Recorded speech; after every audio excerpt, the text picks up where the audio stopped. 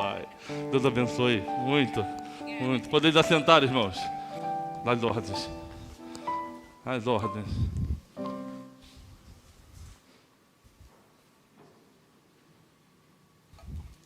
Nós estamos conversando já há mais de um mês. Se eu não errei as contas, eu estou indo para a 6ª mensagem sobre essa temática de que só Jesus Cristo salva. É a 5ª ou é a 6ª? Eu acho que eu já até me perdi. É a 6ª, estou certo. Então anotei certinho.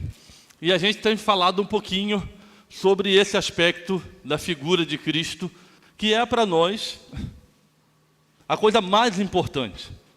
A gente tem conversado sobre as necessidades e os anseios humanos que existem e que não podem ser negados. Acabamos de apresentar agora em oração 42 nomes, consagramos uma criança e não temos o hábito aqui na igreja de fazermos isso com coisas. Não oramos sobre carros, não oramos sobre casas, nós oramos sobre pessoas. Deus habita em pessoas.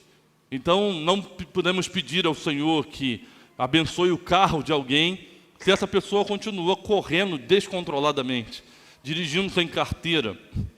Não fará sentido nenhum. Deus não está em lugares, Deus habita em pessoas.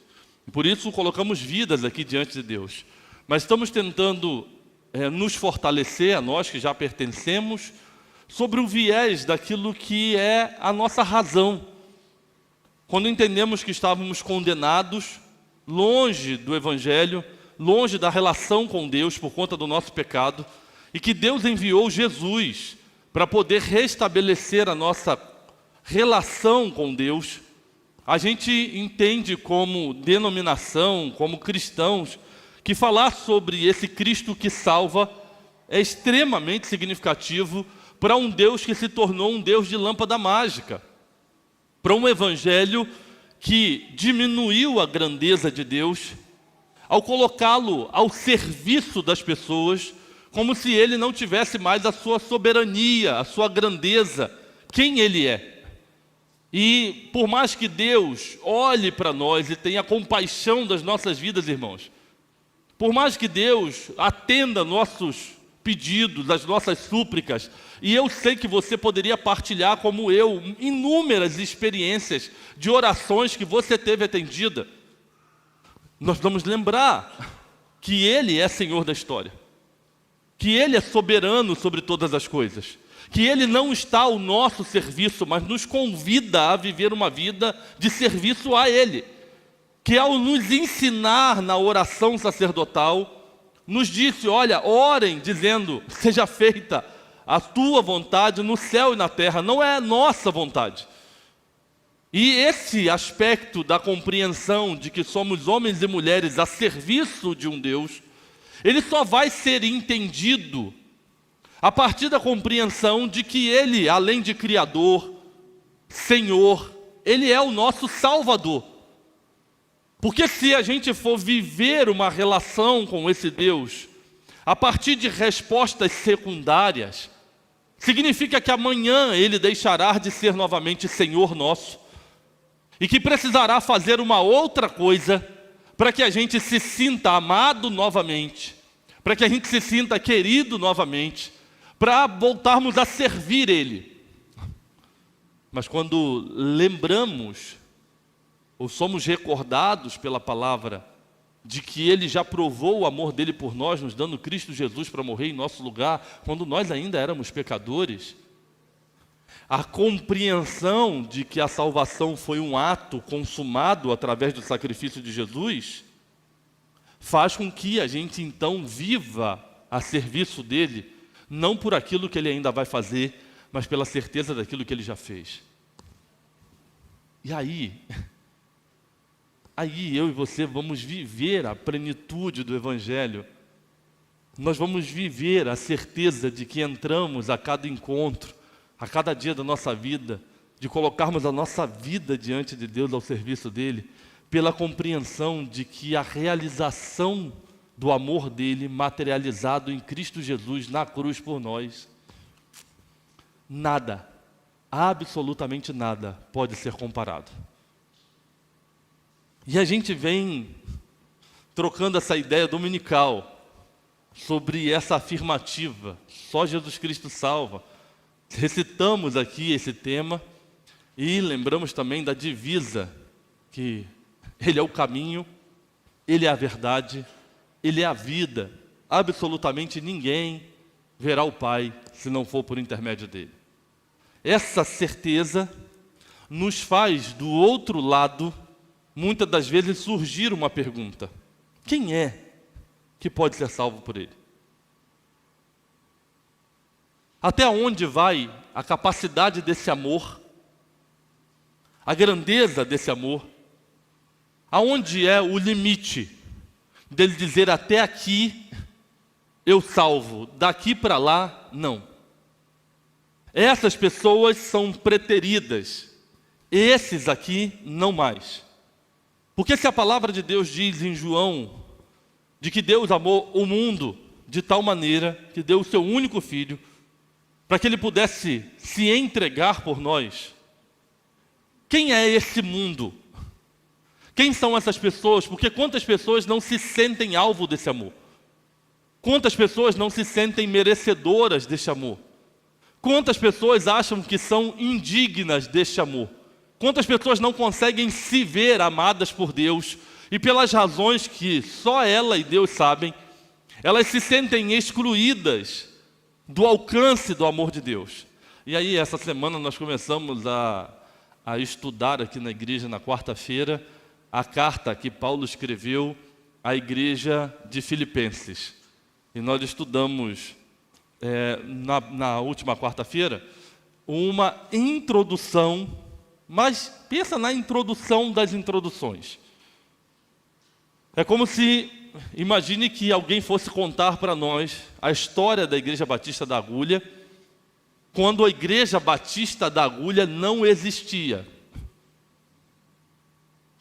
Imagina que isso aqui, esse terreno não era nosso, e não existia uma igreja estabelecida ali, São Vicente de Paula, o nome na São Vicente de Paula, e que não houvesse história da Igreja Batista da Agulha, e que alguém viesse nos contar como tudo isso começou. Qual foi a primeira pessoa evangelizada, qual foi a primeira casa alcançada, como que isso se estabeleceu. Nós começamos a conversar sobre a carta aos Filipenses, antes de tudo iniciar. E eu não sei como foi para as pessoas que estavam aqui na quarta, mas para mim foi muito prazeroso poder lembrar como que o apóstolo Paulo chegou em Filipos para começar a obra de evangelização. E eu queria pedir licença aos meus companheiros de quarta e pedir para retornar um pouquinho ao texto que nós lemos na quarta-feira, para poder dizer quem é que pode ser salvo pelo amor de Deus, por esse amor, por esse Cristo Salvador. Então abra sua Bíblia, por gentileza, em Atos dos Apóstolos, capítulo de número 16. Livro de Atos,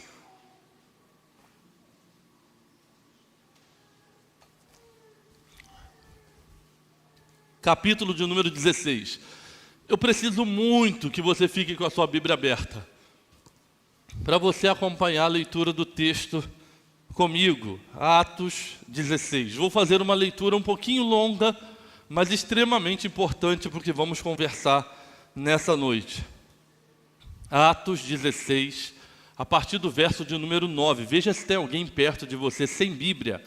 Se aproxima, empresta, porque às vezes você está com sua esposa aí, seu esposo, e alguém que está do seu lado pode acompanhar a leitura do texto.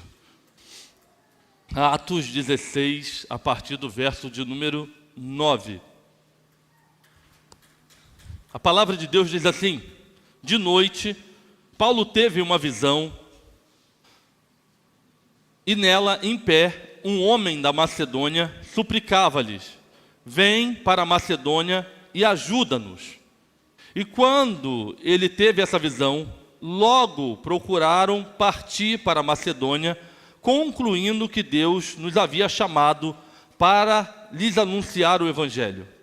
Navegando de Troade, fomos em linha reta para Samatrácia e no dia seguinte seguimos para Neápolis. De lá, fomos para Filipos, colônia romana, e a cidade mais importante desse distrito da Macedônia. Ali ficamos alguns dias. No sábado, saímos da cidade para a beira do rio, onde julgávamos haver um lugar de oração, e sentados falamos às mulheres que ali se reuniam. Uma das mulheres que nos ouviam, chamada Lídia, vendedora de tecidos de púrpura, da cidade de Tiatira, era temente a Deus. O Senhor lhe abriu o coração para acolher as coisas que Paulo dizia. Depois de batizada com as pessoas da sua casa, ela nos suplicou: se me considerais crente no Senhor, entrai e permanecei em minha casa, e nos compeliu a isso. Aconteceu que, quando íamos ao lugar de oração, veio ao nosso encontro uma jovem que tinha um espírito adivinhador e que, adivinhando, dava grande lucro aos seus senhores. Seguindo Paulo e a nós, ela gritava: estes homens são servos do Deus Altíssimo, eles vos anunciam um caminho de salvação.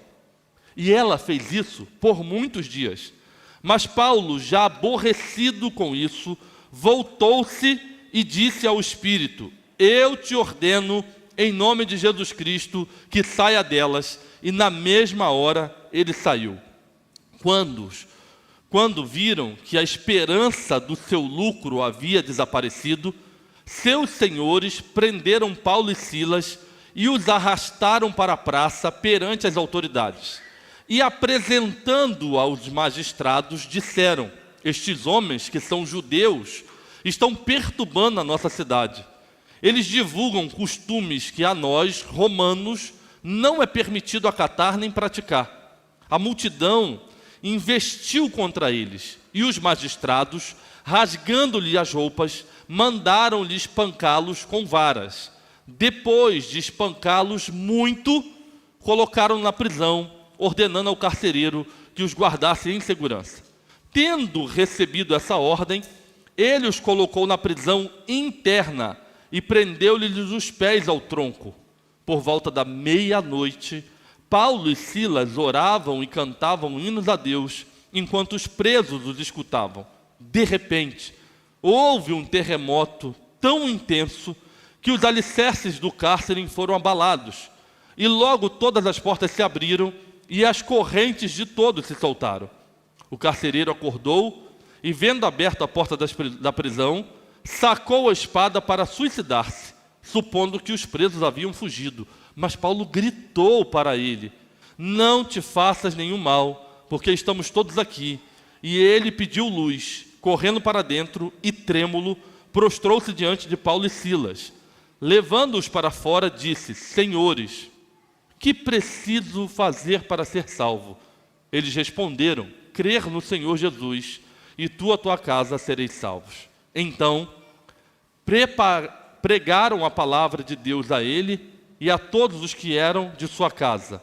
E os levando consigo naquela mesma hora da noite, lavou-lhes os ferimentos, e logo foi batizado ele e todos os seus.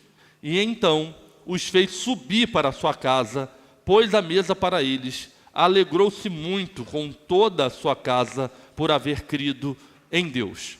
Até aí. Fique com a sua Bíblia aberta, não feche por gentileza, porque nós vamos voltar ao texto.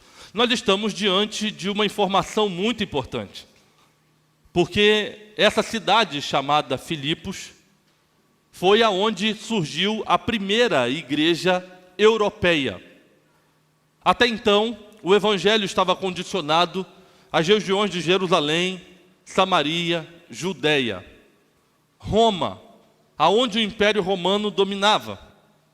E nós estamos lendo a história de algo muito importante para a nossa história, de onde foi fundada a primeira igreja na Europa.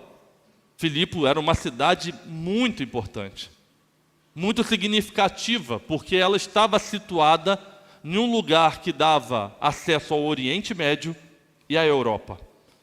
E era um lugar de terra produtiva. Então se tornou um polo comercial muito significativo e também de passagem para os continentes. E Deus então dá uma visão ao apóstolo Paulo, para que Paulo vá a essa cidade pregar o evangelho. E aqui, irmãos, nós encontramos respostas extremamente significativas sobre a dúvida de quem pode ser salvo. Esse Cristo Salvador, para quem é essa salvação? Quem são as pessoas dignas? Não quero pensar sobre o aspecto humano.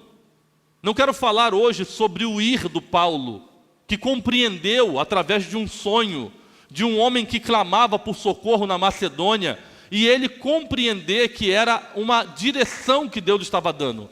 Não quero falar sobre isso. Não quero pensar sobre o aspecto de um Deus que se revela, porque é Ele que se revela. Você vai ver durante toda a história que é Deus que se mostra ao homem, mas usando pessoas para poder pregar o Evangelho. O Igor leu aqui, na hora do momento missionário, portanto, ide por todo mundo e pregai o Evangelho a toda criatura. É o nosso dever.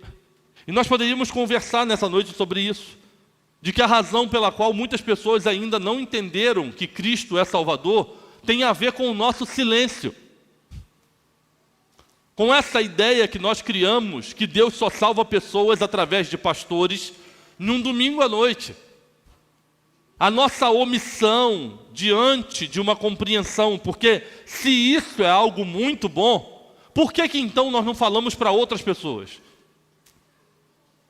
Porque todas as vezes que encontramos uma loja, ou vamos a um restaurante que tem uma boa comida, vamos a uma lanchonete, encontramos uma boa sapataria, descobrimos um lugar que tem um preço agradável, ou entramos numa igreja e gostamos dessa igreja, nós costumamos a falar para alguém. Chegamos no ambiente de trabalho e falamos: olha, fui numa igreja domingo e gostei muito do culto lá. Ah, comprei uma roupa na loja X, almocei no restaurante Y, e lá foi muito bom. Porque, mesmo o dono não nos pedindo, muitas das vezes divulgamos, anunciamos, contamos para outras pessoas: jantei num lugar muito agradável com minha esposa, boa comida, bom preço. Comprei roupa num lugar que facilita o pagamento, tem um bom preço, um bom atendimento. E às vezes ninguém na loja nos pediu. Se Cristo é algo tão bom, se Ele de fato transformou a nossa vida, nós deveríamos falar dele para outros. Deveríamos anunciar o amor dele também para outros. Mas talvez uma das razões que não fazemos isso é por não acreditar que Ele é capaz de salvar pessoas das quais a gente convive. Às vezes nós encontramos pessoas tão difíceis na caminhada que a gente cria um auto-julgamento interno. A gente olha para aquela pessoa e pensa: esse aí não tem jeito. Esse aí não vai mudar. Quando, na verdade, nós estamos diante de um texto extraordinário que nos revela a grandeza de um Deus que transcende toda a lógica humana quando deseja se revelar a alguém como Salvador. Isso poderia ser suficiente a partir da nossa experiência, irmãos. Lembra quem era você antes de Cristo? Tem uma turma aqui que tem um passado negro. Isso dá até problema hoje, meu Deus do céu, meu pai. Tem um passado terrível. Né? Tem um pessoal aqui que quando vai dar testemunho, fala: pastor, eu dei muito trabalho. Meu marido sofreu demais, minha mulher sofreu demais, meus filhos sofreram, meus pais, porque eu dava, como dizia a falecida Alice Marcondes, nó em pingo d'água e perguntava se queria laço. Tem uma turma que era muito levada. E só a sua experiência de conversão talvez fosse suficiente, mas a Bíblia, irmãos, ela nos traz preciosidades de informação sobre o poder transformador do Evangelho de Jesus. Paulo, quando escreveu a carta dele aos Romanos, no capítulo 1, no verso 17, verso 16, ele diz assim: eu não me envergonho do Evangelho, porque ele é o poder de Deus para a salvação de todo aquele que crê. No inglês é o power. É o power de Deus. É como se fosse uma bomba atômica. Porque quando a verdade da cruz se revela, nós somos desarmados por ela. E olhar Atos 16, irmãos, é a prova real, contundente desse poder. Imagina um lugar que as pessoas não tinham noção de quem era Cristo. Não havia internet, não havia jornal, não havia essas informações sendo passadas na velocidade como nos dias de hoje. E aí imagina que um homem tem uma visão e no escuro de um lugar que nunca havia visitado, ele decide ir em obediência a Deus para anunciar o Evangelho, como os americanos fizeram conosco. No Brasil, há muitos anos atrás, quando decidiram despencar da América do Norte para a América do Sul, para chegar num ambiente desconhecido das terras brasileiras e anunciar a mensagem da cruz. Assim era esse início. Paulo está indo para um lugar que as pessoas não faziam ideia de quem era Jesus, não tinham noção. E Deus começa, de maneira extraordinária, a nos revelar, irmãos, o seu poder transformador, o seu poder salvador, porque nós encontramos em Atos 16 informações extremamente significativas. E a primeira delas nos mostra que a salvação é para todos os tipos de raças e etnias. Cristo Jesus não enxerga sobre a nossa ótica. E graças a Deus por isso. Porque às vezes encontramos povos com determinados comportamentos que nós não julgamos eles serem dignos de salvação. Mas quando nós olhamos para a Bíblia, nós aprendemos em Atos 16 que Deus não enxerga raças e etnias. Por favor, você está com a sua Bíblia aberta aí? Você vai voltar comigo no texto rapidinho. Volta lá. Verso de número 13. Perdão, versículo de número 14. Uma das mulheres que nos ouvia era uma mulher chamada Lídia, vendedora de tecidos de púrpura da cidade de Tiatira. Verso de número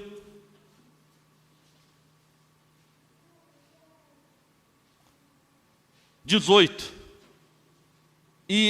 Ela fez isso por muitos dias, mas Paulo, já aborrecido, voltou-se e disse ao Espírito: eu te ordeno, em nome de Jesus Cristo, que saia delas. E na mesma hora o Espírito saiu. Segue adiante. Versículo de número 30. Levando-os para fora, disse: senhores, que preciso fazer para ser salvo? E ele respondeu: crer no Senhor Jesus, e tu e tua casa sereis salvos. Quando nós olhamos para esses três personagens que tiveram um encontro com Cristo em Filipos, nós encontramos que o Deus que se revela como Salvador, ele não enxerga etnias e raças. A prova disso é que a primeira mulher alcançada nessa cidade é uma mulher asiática, de Tiatira. A menina era uma jovem escrava grega. E o soldado romano, ou centurião romano, pertencia ao Império de Roma. O Evangelho, irmãos, transforma as pessoas multicultural e multirracialmente. Quando nós falamos acerca da obra missionária, é porque nós cremos, à luz da Bíblia, que o Deus a quem servimos não vê como os nossos olhos veem. Você pensa junto comigo que o amor de Deus transcende essa compreensão de ver pessoas de comportamentos culturais extremamente diferentes, mas que podem, diante da mensagem anunciada, ter um encontro transformador com Jesus. Podem ter a sua vida transformada por Jesus. Porque não importa se você é carioca, paraense, se você é nordestino, se você é sulista, Deus não nos vê dessa forma porque às vezes não temos empatia, irmãos, com pessoas de determinados lugares. Vemos as questões raciais e de etnia sendo muito afloradas nos dias de hoje. E muitas das vezes as pessoas querem atribuir ao próprio Evangelho como se Deus fizesse esse tipo de distinção. E é bem verdade que vamos encontrar em lugares desse país igreja onde só há brancos, ou em outros lugares que só há negros, ou de gente com sotaque ou sem sotaque. Essa semana que passou eu conversava com um grande amigo que está morando fora do país e que é um cara extraordinário, irmãos. Pastor, mas devido a algumas dificuldades que estava tendo aqui no Brasil, decidiu tentar a vida com a sua família fora do país. E ele é um ex-dependente químico.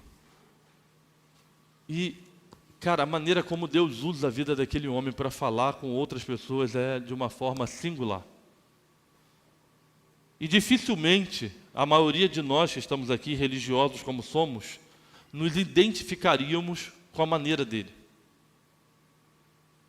Ele usa muita gíria, ele tem um jeito todo malandreado de falar. Mas às vezes, quando está principalmente com grupos de adolescentes e jovens, ele consegue transmitir a mensagem do Evangelho de uma forma singular a esse grupo. Poucas vezes vi gente com tanta habilidade para lidar com um público tão distinto como os adolescentes, por exemplo, que sofrem com informações ao todo tempo, que precisam de uma vida dinâmica por conta do mundo que os cerca, e que às vezes me vejo com muita dificuldade em conseguir entendê-los e de me fazer entender. Mas quando me lembro do meu amigo, acho que ele em nossos púlpitos causaria talvez mais espanto, porque estamos tão formatados a acreditar que as coisas de Deus só podem acontecer dessa forma, dessa maneira, quando vamos descobrir à luz do texto que estamos vendo que o Deus que nós servimos, o Jesus que estamos dizendo ser o Salvador, é um Deus que não vê raças e não vê etnias. Olhamos para esse texto e percebemos em Atos 16 que a salvação é para todas as pessoas de todas as classes sociais. Lídia era uma empresária, irmãos, bem-sucedida. Era uma comerciante de púrpura, uma das mercadorias mais raras do mundo antigo. Nós não estamos falando de uma qualquer. Estamos falando de uma mulher da primeira era cristã, que se destacava por ser uma comerciante e lidar com um produto que era um produto caríssimo. Indo de contra a essa ideia equivocada do mundo que estamos vivendo, que tenta nos convencer de que a Bíblia é um livro discriminatório. Eu tenho uma boa notícia para dizer a você. A primeira igreja que foi fundada na Europa foi fundada na casa de uma mulher. A primeira pessoa alcançada na Europa foi uma mulher asiática, rica. Os parâmetros que nos faz acreditar nesse discurso da teologia brasileira, de um Deus que não gosta de mulheres, que é preferencial aos homens, por isso temos muitos homens machistas dentro da igreja, não se sustenta pelo Gênesis da Bíblia. E que nos traz em Atos 16 a compreensão clara de que o Deus a quem servimos é um Deus que nos olha de maneira igual.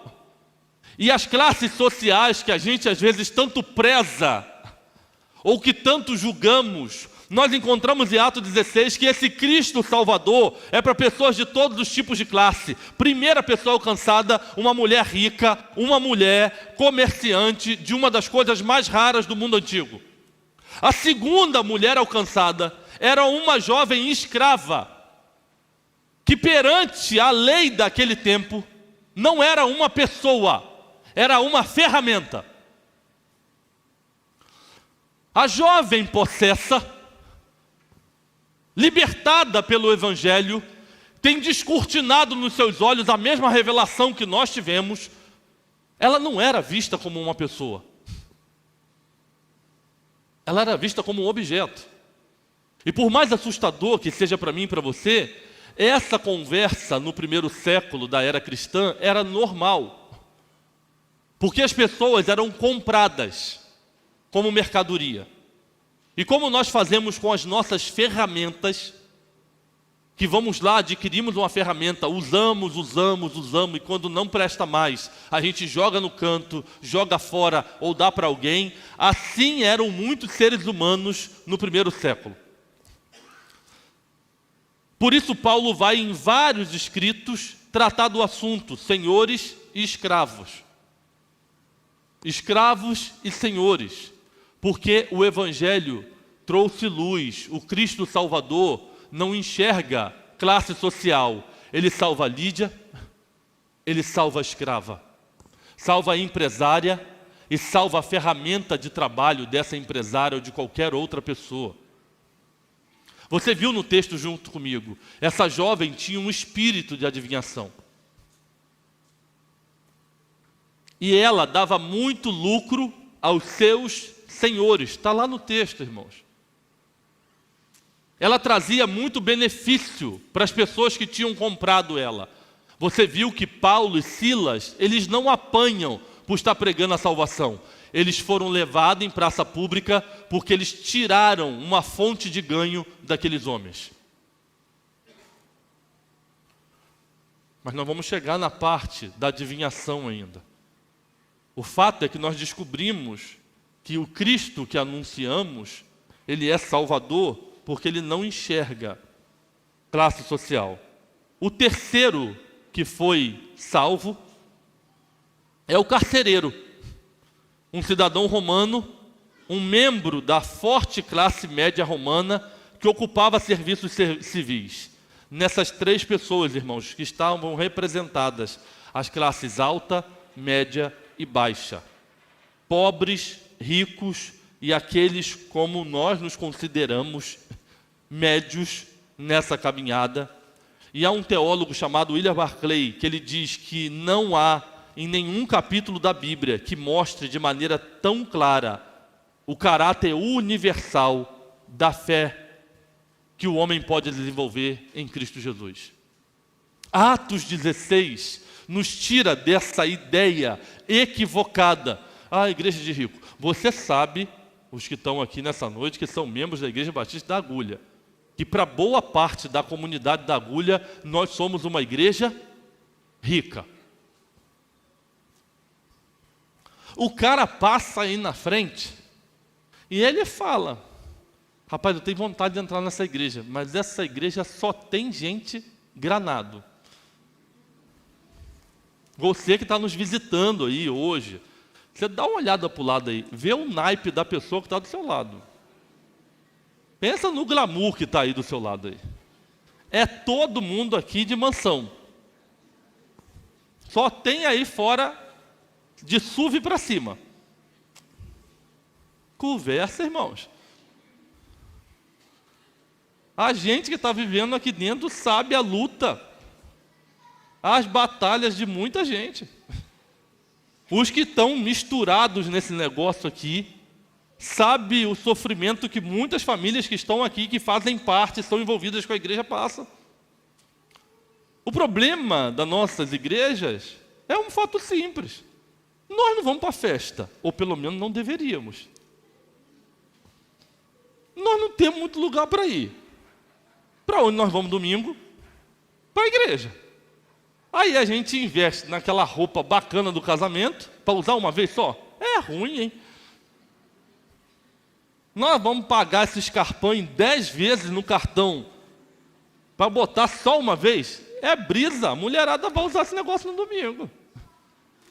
É para a igreja que a gente vem. E é óbvio, o cara passa lá fora, vê as nossas mulheres magníficas, belíssimas. Você já viu a mamãe, como é que a mamãe chegou hoje aí? A mamãe veio desfilando. Eu estava ali na recepção, hoje aguardando os carros. A mamãe e o papai entraram e a música que me veio à cabeça foi Luz na passarela, que vem ela.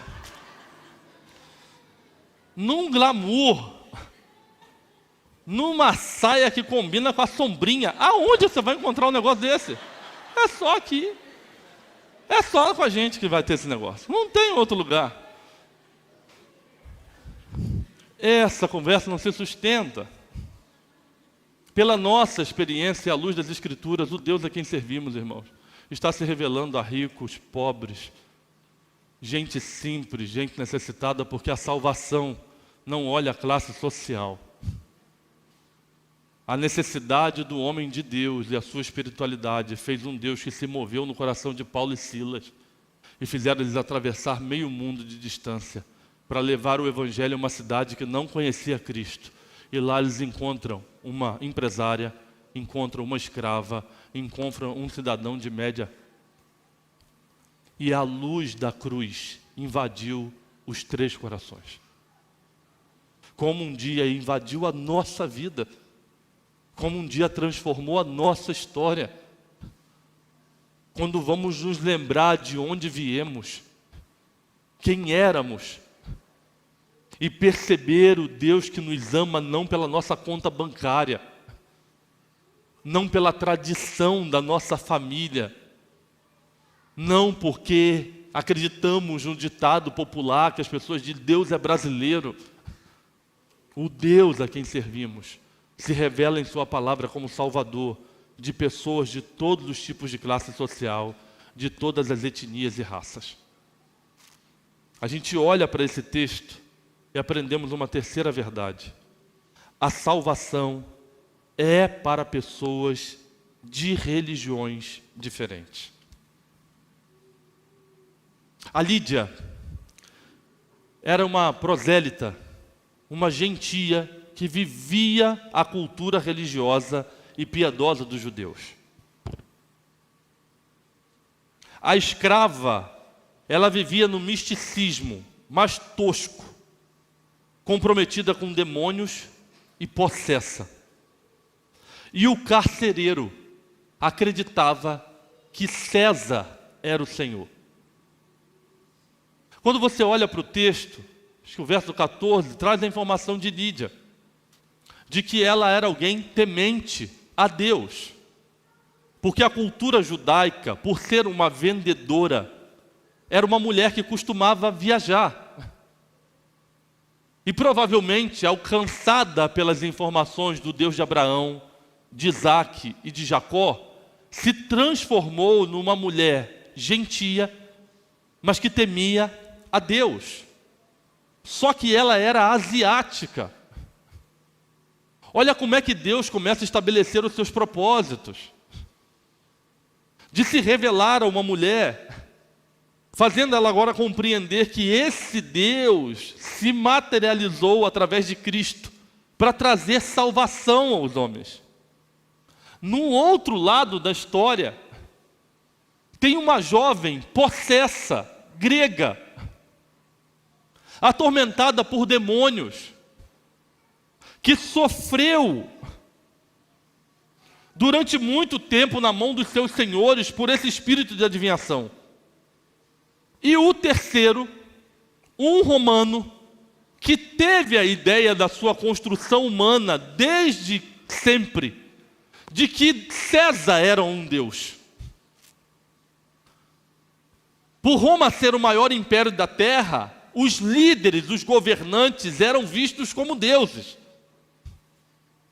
E quando nós olhamos, irmãos, a salvação alcança todos os tipos de pessoas. Deus salva pessoas de lugares diferentes, de raças diferentes, de culturas diferentes e de religiões diferentes. As paredes que dividem as pessoas são quebradas. Pobres e ricos, religiosos e místicos, ateus e possessos podem ser alcançados com o Evangelho. Jesus Cristo é o único Salvador.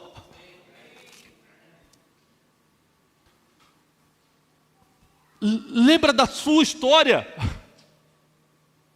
Nós temos no nosso convívio gente que não cria em Deus, ateus por convicção. Nós temos pessoas aqui que vieram de outras religiões, que viveram sobre outras crenças, pessoas que foram libertos da possessão demoníaca. A nossa experiência atual nos faz encontrar pessoas como Paulo encontrou em Filipos, e que traz para nós a revelação desse Cristo que estamos anunciando como Salvador, como o único Senhor, desse Jesus que nos libertou da condenação eterna, como um Deus que transcende toda a possibilidade de que uma religião é impedimento para que o seu amor possa alcançar essas pessoas. Por mais absurdo que possa parecer, meu irmão, por mais estranho, diante da verdade da cruz, por mais seguro que aquela pessoa pudesse se sentir em seus deuses, em seus senhores, ela é desarmada não pela força, mas pelo amor que Cristo revelou por ela também, ao dar a vida dele na cruz do Calvário, para que os pecados dessa pessoa também fossem perdoados.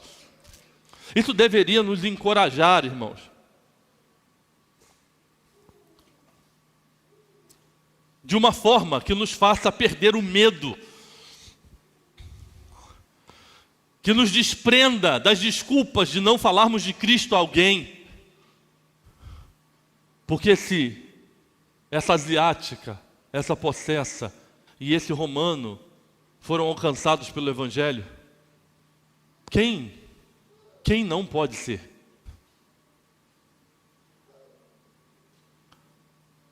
Aonde nós estamos limitando o poder de Cristo? Se em Atos 16 encontramos a revelação de que pessoas de religiões tão distintas, tão diferentes, tiveram as suas vidas transformadas por conta da mensagem que lhes foi anunciada. Por último,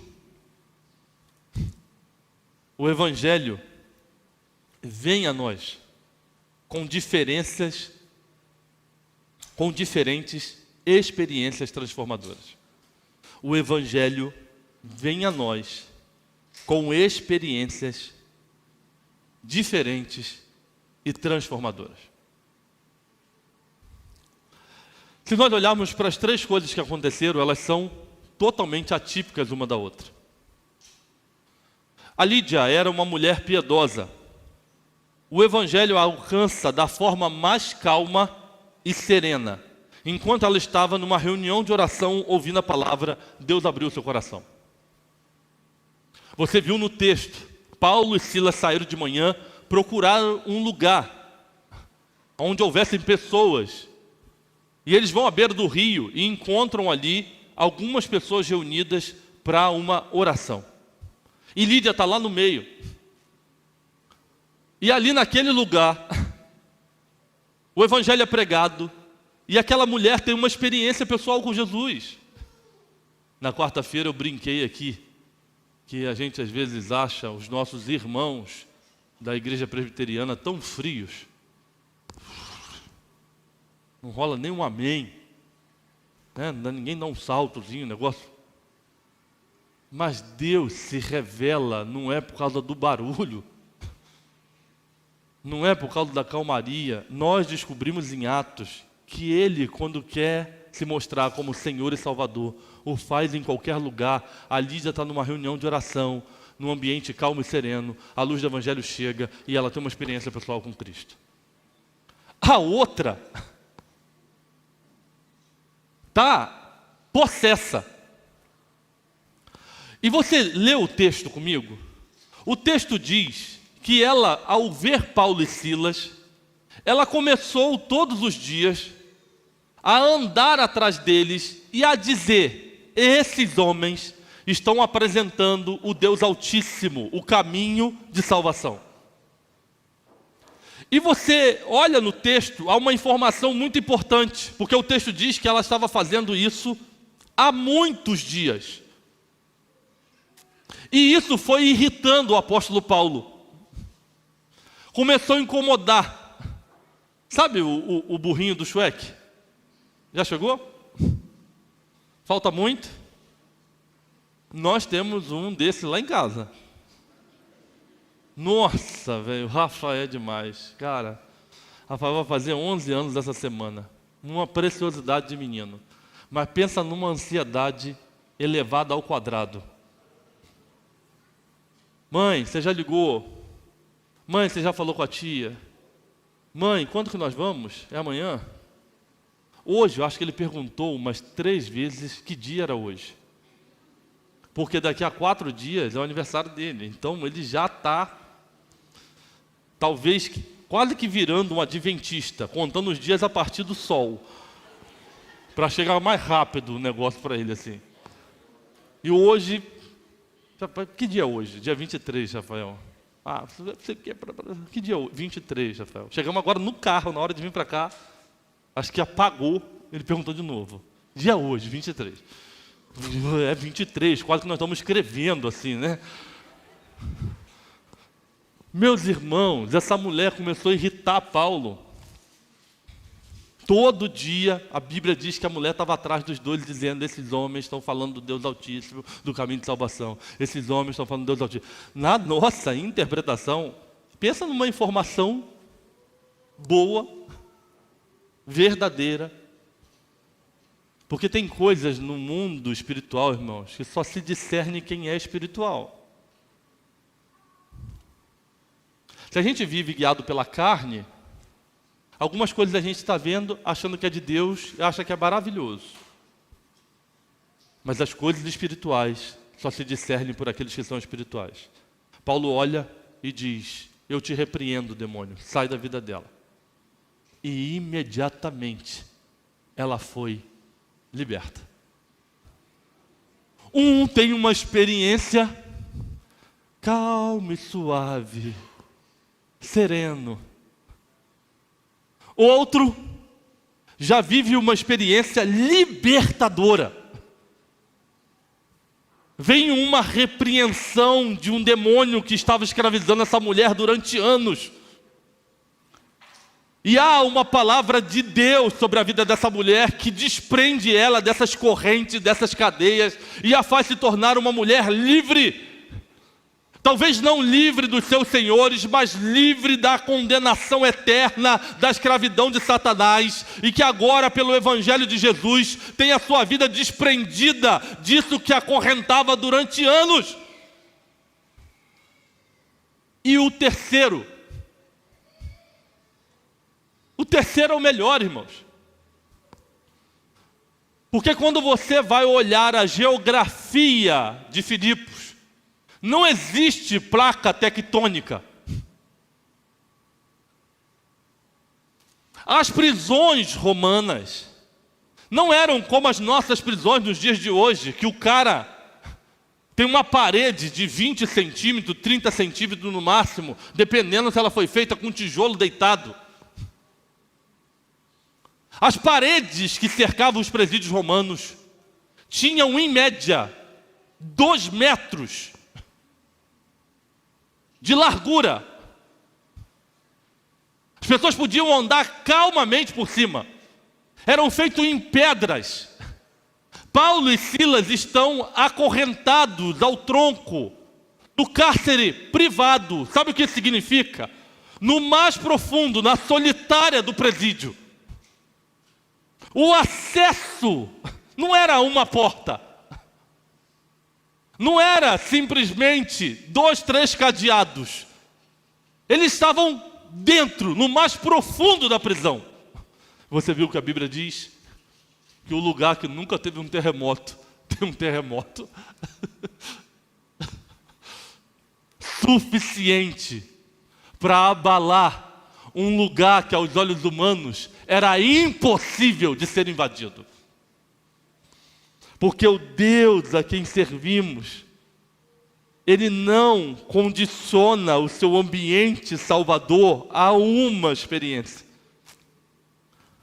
O carcereiro era adepto da religião do Estado, e o Evangelho o alcançou no meio de um terremoto, à beira de um suicídio. Porque as portas se abrem, ele entra em desespero, talvez sendo um daqueles romanos que almejavam uma promoção, que fazia tudo corretamente para que o império pudesse valorizar o seu serviço. Vê agora o desespero das portas abertas, e o milagre não é só o terremoto, o milagre não é só o livramento do suicídio, o milagre é ele imaginar que todos os presos fugiram, quando ele ouve o som dizendo: estamos todos nós aqui. Porque Deus, quando opera o milagre, Ele opera o milagre também moralmente. Porque você imagina se eu e você somos o presidiário, e como religiosos orássemos dizendo: Senhor, nos tira daqui. Seja o Deus que cada presidiário tivesse, eles fizessem uma oração pedindo para ser liberto em algum momento, e de repente, um lugar que não estremecia, estremece. Um lugar que não tem o conhecimento de terremotos, passa a ter um terremoto. As portas se abrem, eu e você estamos lá dentro. A pergunta que é: você fica ou você sai? Por quê? Meu irmão, eu orei. Em algum momento eu falei: eu tenho vontade de sair daqui. Meu Deus, seja que Deus que você cria. A porta se abre, você olha e fala: é Deus, eu vou meter o pé. Deus faz um milagre tão extraordinário que nenhum dos presos saíram da prisão. Quando o carcereiro pensa em tirar a sua própria vida, Paulo e Silas gritam: estamos todos nós aqui, não te faças nenhum mal. Deus salva, irmãos, de formas diferentes. Por isso, não podemos transformar a nossa experiência em modelo para os outros. Embora todas essas 3 pessoas tivessem experiências genuínas, cada uma delas teve uma experiência distinta. Todas se arrependeram e todas foram transformadas, porque quando Jesus se revela como Salvador, o homem entende que é pecador e se arrepende dos seus pecados e tem a sua vida modificada, porque o Evangelho é o poder de Deus para a salvação de todo aquele que crê.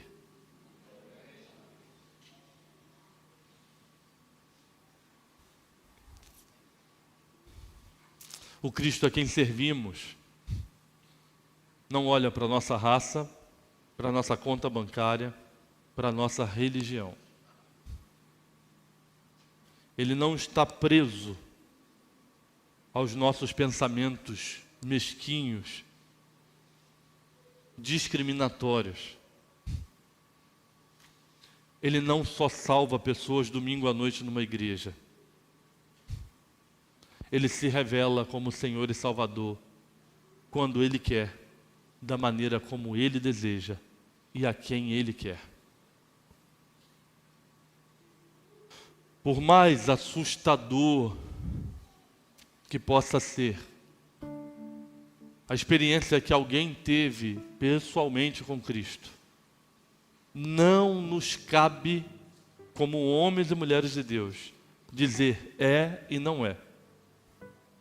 Nós ouvimos aqui, no domingo do batismo, quando o pastor Jorge disse aqui, testemunhando da experiência dele com Cristo, numa rede, em casa, lendo a Bíblia, sem nunca ter pisado numa igreja, de gente que talvez está do seu lado e que teve uma experiência pessoal com Cristo no ônibus, numa fila, olhando para a beira de um rio, enfim, na cama de hospital. Porque o Senhor a quem servimos não está preso há lugares, há classificações humanas. Por isso estamos falando que só Cristo salva. Porque as barreiras que poderiam nos fazer impedir a sua ação, como fazia muitos judeus, a salvação era só para os judeus. Mas o apóstolo Paulo vê um homem na Macedônia dizendo: salva-nos, salva-nos. E ele se desprende para o desconhecido, por acreditar nessa verdade, por crer nessa loucura do Evangelho, e levar o Evangelho a um lugar que foi muito importante ao cristianismo, para a nossa história de conversão, a primeira igreja da Europa. Se dá pela compreensão de um homem que entende o sonho que Deus deu, de uma mulher comprometida com os seus negócios que abre a porta da sua casa, de uma moça endemoniada que tem Deus sabe quantos anos escrava do demônio, sua vida liberta, de um carcereiro romano. Impossível aos olhos de um judeu aquele homem ser salvo, mas Deus, de uma maneira sobrenatural, alcançar ele e a sua casa.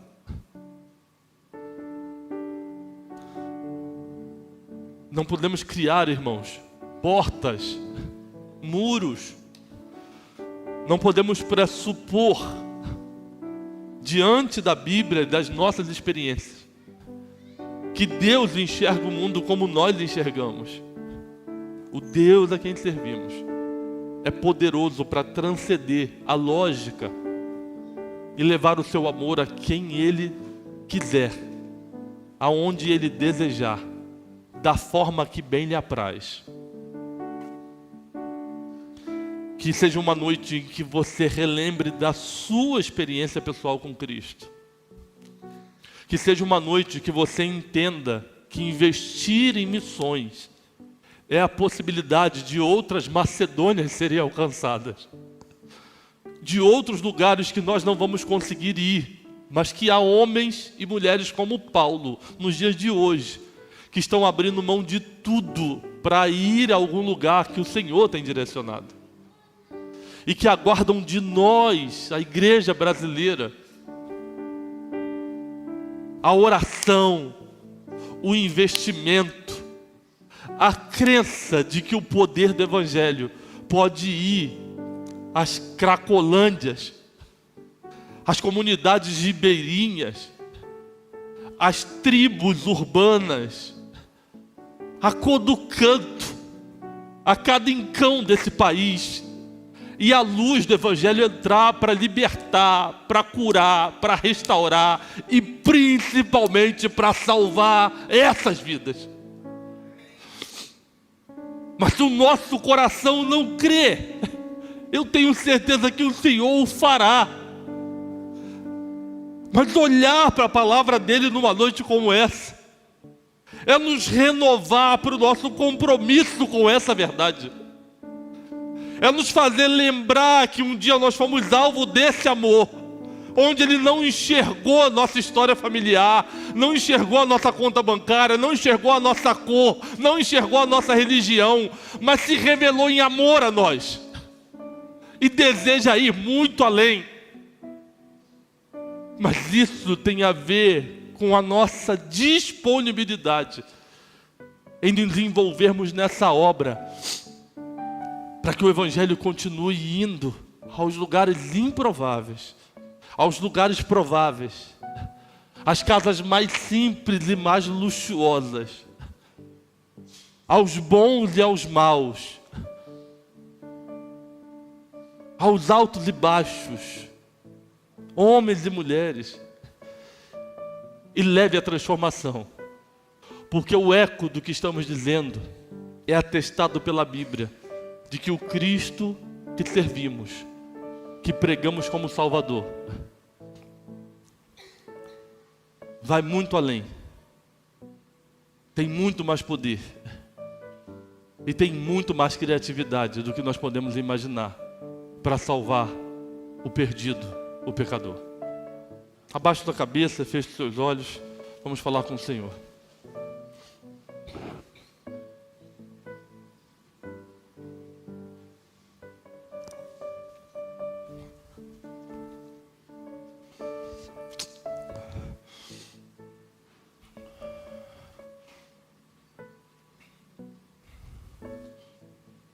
Quero fazer nenhum apelo hoje. Quero convidar você a fazer uma oração para dizer: Senhor, obrigado porque um dia o Senhor não olhou para a minha história. O Senhor não pôs a régua que muitas pessoas colocaram. O Senhor não ouviu muitas frases como: esse aí não tem jeito, esse aí está perdido. Obrigado porque o Senhor me amou tanto que o Senhor foi capaz de perdoar todos os meus pecados e o Senhor sabe o quanto eu sou pecador. Então, talvez seja uma noite para você agradecer porque esse poder um dia invadiu a sua vida e deu a você hoje a certeza que só Cristo pode dar através do Espírito Santo, de que somos salvos pela graça de Deus, mediante a fé, pelo sacrifício que Cristo fez na cruz por nós. Convidar você a orar, para dizer a Deus que você quer se comprometer, de alguma forma, para que essa obra continue se espalhando sobre a face da terra. Para que mais pessoas sejam alcançadas, mas para que mais pessoas possam ouvir essa verdade, para que outras Lídias, outras escravas, outros romanos possam ter um encontro pessoal com Cristo. Talvez você seja a pessoa que está aqui, que Deus está lhe dando um sonho, de dizer: filho, atravessa a Macedônia, porque há gente lá precisando de salvação. E de você se levantar para dizer: Senhor, eis-me aqui, envia-me a mim. Eu não sei como. A palavra diz que Paulo e Silas seguiram uma linha reta. Passaram por outras cidades, entendendo que não eram aqueles lugares para chegar a Filipos, porque ali Deus queria se revelar àquelas pessoas. Talvez você não saiba ainda com clareza, mas você sabe que precisa ir, que precisa se levantar para obedecer a esse chamado, que aos olhos daqueles que estão à sua volta é uma loucura, mas que vai levar você a viver as experiências mais extraordinárias que o homem pode experimentar nesse corpo carnal. Então eu não sei, mas põe a sua vida diante do Senhor numa noite como essa. Se você tem algum espírito discriminador, peça ao Senhor para tirar isso de você, meu irmão. Porque Deus ama os negros e os brancos, os ricos e os pobres. Deus ama os brasileiros, os asiáticos, os africanos. Ele provou isso a dar o amor dele através de Jesus por nós e pelo mundo inteiro. Então não é certo você ter sentimentos discriminatórios. Isso é uma natureza pecaminosa. Peça ao Senhor para tirar isso do seu coração, em nome de Jesus. Não seja uma pessoa que trate as outras com diferenças pela cor da sua pele, pela quantidade do dinheiro que ela ganha, pela sua forma de falar. Se desprenda disso, em nome de Jesus. E se levante para ser o homem ou a mulher que vai servir a esse Deus, pela compreensão de que Ele amou o mundo inteiro. Inteiro. Pai, nós estamos diante de Ti, gratos pela Tua palavra, agradecidos pela maneira como o Senhor nos traz a preciosidade de textos bíblicos para nos fazer lembrar quem o Senhor é, quem o Senhor salva, e nos fazer romper com a nossa limitação visual, amorosa, que muitas das vezes nos faz parar diante dos desafios que estão diante dos nossos olhos. Mas ao olharmos para a Tua Palavra, descobrimos e lembramos que o Senhor se revela a quem o Senhor desejar, da maneira como o Senhor desejar, sem enxergar essas pessoas como o mundo enxerga. Obrigado por o Senhor preservar e nos fazer extrair das Escrituras um ensinamento tão significativo para o renovo da nossa fé, do nosso compromisso com a obra missionária, para o confronto dos pecados que habitam em nosso coração, para nos fazer lembrar de um Deus que é soberano sobre todo o universo, que tem poder para salvar, que tem poder para se revelar, para trazer luz aonde parece só haver trevas, para trazer solução aonde parece só ter caos, para trazer paz aonde parece só haver guerra. O Senhor fez isso em nossas vidas e nós cremos que o Senhor pode fazer isso por muito mais. Os nossos corações se abrem diante do Senhor, Pai, para exaltar a Sua grandeza. O Senhor é bom, o Senhor é o Deus de amor, o Senhor é o Deus de misericórdia, e nós agradecemos ao Senhor por isso, Pai. Muito obrigado, porque esse amor nos alcançou, nos transformou e nos envolveu na Sua obra, mesmo limitados, mesmo pecadores, nos deu o privilégio de fazermos parte dos Teus planos. Desperta, Senhor, desperta-nos para compreender que ainda falta muita gente nos ter a sensibilidade com os perdidos, porque na nossa experiência pessoal, na verdade bíblica, nós encontramos o que o Seu poder é capaz de fazer. Por isso clamamos ao Senhor, Pai, por um despertar espiritual que faça a gente se apaixonar a cada dia mais pela mensagem salvadora, pela Tua obra missionária no Brasil e no mundo, para que mais pessoas como eu e meus irmãos, como Lídia, como a escrava, como o Romano, possam encontrar o Cristo Salvador, como um dia nós encontramos. Graças Te rendemos. Somente o Senhor é digno de toda a honra, toda a glória e todo louvor. A Ti, Pai, entregamos a nossa gratidão, apresentamos as nossas vidas e oramos em nome de Jesus. Amém. Amém. Se coloque de pé e vamos cantar.